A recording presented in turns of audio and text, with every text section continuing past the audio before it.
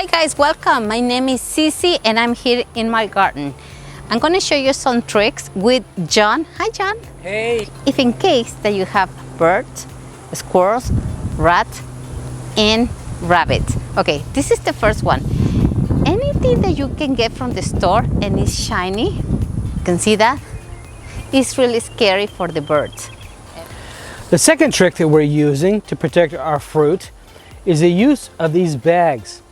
Now these bags are little gift bags that you could probably get at a little gift store, 99-cent store, something like that, Dollar Tree. Either birds, squirrels, or any other wildlife that's out here that wants to get to this fruit before it's ready to eat. This concept here, the use of this large tool, Canopy, is to protect this entire tree. Not only are we protecting the individual fruits, but we're protecting the entire tree from wildlife. As you can see, we have a post running to the very top of the tree, above, higher than the branches go, and then the tool itself is on top of that without any weight on the tree itself. Now this particular tree is an Asian pear, and there's about 40, maybe 50 fruits on this tree this year.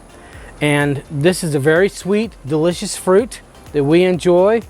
Also, wildlife enjoys it too. That's birds, squirrels, rabbits, anything that can get to this will enjoy this delicious fruit. But this is a concept that you can use on a larger scale. If you want to protect your entire tree, this is a great idea. It will allow the wind to come through, the rain to come through, and the sun to come through, and so your tree will be fine, only protected from the wildlife. This is our tomato garden. As you can see from these totes, we don't have any of our tomatoes actually in the ground, but they're above the ground in containers. This way we control exactly what nutrients get to the plants, and we can keep wildlife off it to a great extent. Now the wildlife generally get to your tomatoes are birds and a lot of insects, as well as sometimes squirrels will get to your plants.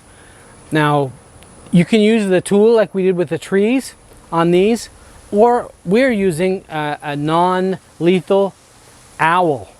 As you saw in the video, we have an owl that's here watching over our tomato crop, and so if a bird comes close to it, or a squirrel comes close to the tomatoes, we haven't had any tomatoes nibbled on yet, the owl is watching 24/7. So if you have a tomato garden or a carrot garden or any type of vegetables outside that you're not able to control from the wildlife, you may use either a physical barrier such as tool, or you may use a non-lethal barrier or scare tactic as in the owls. The birds and the squirrels will see the owl and know it's a predator and pretty much stay away. These are just a few ideas. I hope it worked for you. Thank you, John, and see you next time. Bye-bye.